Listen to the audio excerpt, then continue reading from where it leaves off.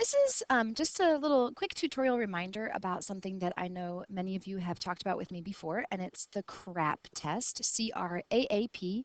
It's an acronym that helps us remember what kinds of things we should be looking for when using online sources, doing research, to make sure that that source that we're using is credible or reputable or even relevant for our topic. So these 5 letters are questions really that you ask yourself on any source that you're using. The C is for currency. Is the source that you're using current, recently published, or updated? The currency of the source might change based on the topic. For example, if it's a science or medical technology kind of topic, you'd want something very recently updated. But if you were researching a person from history that's maybe no longer alive, you could get away with a slightly older source since that person is unfortunately no longer making news. The R in the CRAAP acronym is to ask if that source is relevant to your topic. If it only spends a little bit of time addressing the person that you're researching or the topic that you're researching, that might not be the best source to use, as opposed to if the entire article or source is focused on just that one thing that you specifically need, it could be a better thing to use for research. The first A of the acronym is asking who is the author of this source or the editor or even the group of people who created that source. Are they experts? Are they very knowledgeable in that topic? Are they well regarded in their field?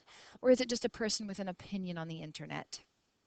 The second A of the acronym is asking if the information on that source is accurate. Can you verify that information? And there's a second little kind of method that we'll add to that later on in another video. And then finally, the P is to ask, what is the purpose of this source? When we're doing research for school purposes, we really are looking for things whose purpose is to inform, to teach. We usually don't want things whose purpose is to persuade or to manipulate. Those are generally bad to use. So on the topic of change makers, there is a person that I am personally interested in. Her name is Reshma Sajani. She is the co-founder, or the CEO, the founder of an organization called Girls Who Code. We have a Girls Who Code club here at school. So I'm going to be using her as my example of how she is changing the face of STEM and computer science in America today. So I have found this article about her closing the gender gap in technology, how the founder of Girls Who Code is teaching girls coding and confidence. This entire article indeed is about her and her life. So when it comes to the R relevancy, having skimmed this ahead of time, I can say that it really was all about her and about that organization. But let's take a look at a few of the other things. The C of CRAAP test is asking about currency.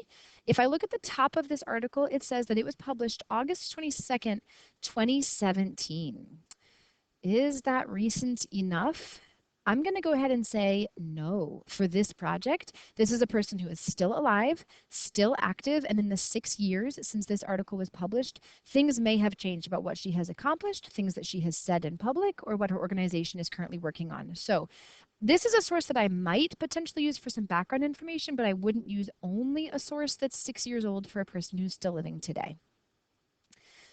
So like I said, CR, the R is relevant, and I said for this particular one, the whole article is about her. But let's move on to the next 2 letters of the acronym.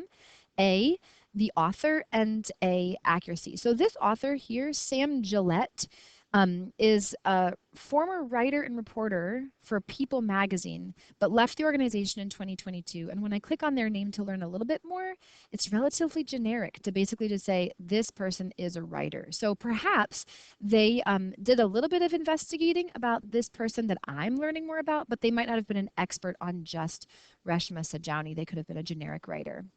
The next A, accurate. As I looked through this article, I found several pieces of information. For example, one of them was about Girls Who Code and that they had introduced 10,000 girls to coding through after school and summer programs.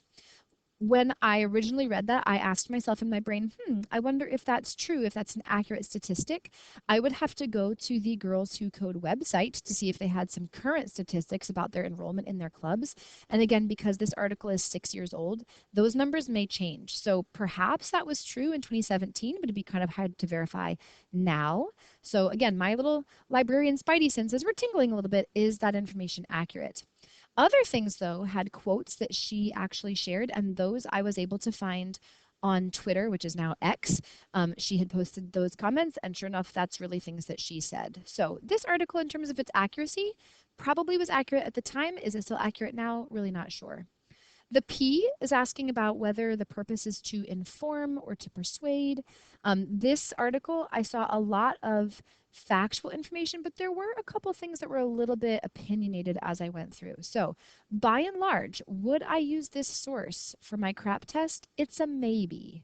These are the kinds of questions you also need to be asking yourself as you're searching on the internet, to really be critical and to figure out if the sources that you have found are the best ones to use. Good luck out there.